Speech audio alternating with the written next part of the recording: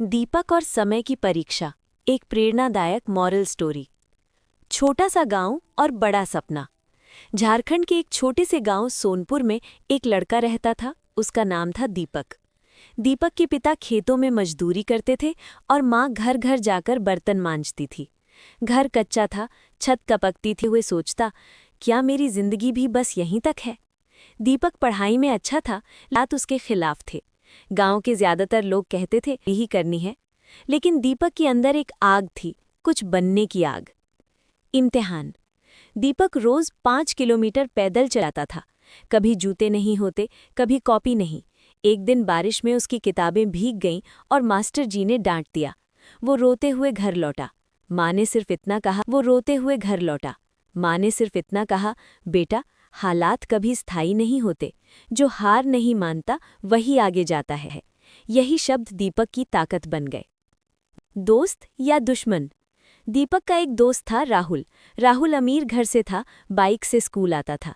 एक दिन राहुल ने कहा, इतनी मेहनत क्यों करता है, हमारे जैसे लोग। लेकिन अंदर ही अंदर उसने तय कर लिया, मैं अपनी किस्मत खुद लिखूंगा। असफलता का स्वाद। 10वीं का रिजल्ट आया। दीपक का बेटा गरीब ही रहेगा। उस रात दीपक बहुत रोया। उसे लगा सब खत्म हो गया। लेकिन पिता ने पहली बार कुछ अलग कहा, बेटा, कोशिश छोड़ना हार है। संघर्ष का असली दौर। दीपक ने फिर की। दिन में खेतों में काम, रात में पढ़ाई। कभी लालटेन बुझ जाती, कभी पेट खाली रहता, लेकिन उसने हार नहीं मानी। अगले साल वो टॉप डिवीजन से पास हुआ। शहर की सच्चाई। दीपक को शहर के कॉलेज में एडमिशन मिला। बार शहर गया। यहाँ लोग अच्छे कपड़ों से इंसान की कीमत आंकते थे। एक बार इंटरव्यू में उससे कहा गया, तुम गांव से हो, अनुभव नहीं है। दीपक टूट गया। लेकिन उसी दिन उसने फैसला किया,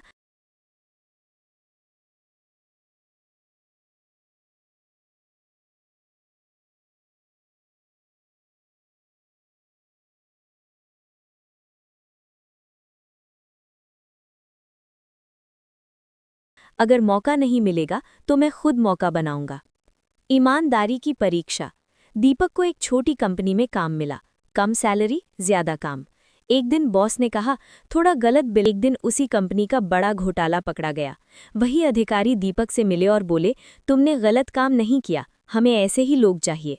दीपक को एक बड़ी कंपनी में नौकरी मिल गई। समय का बदला हुआ खेल। कुछ साल बाद दीपक उसी गांव लौटा, सूट पहने, आत्मविश्वास से भरा। वही राहुल अब परेशान था। वही लोग जो हंसते थे अब सम्मान से बात कर रहे थे। दीपक ने सबकी मदद की। असली जीत। गांव के बच्चों के लिए उसने एक छोटा स्कूल खोला।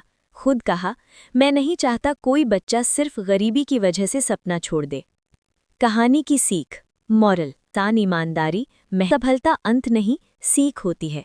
सपने देखने का हक हर इंसान को है।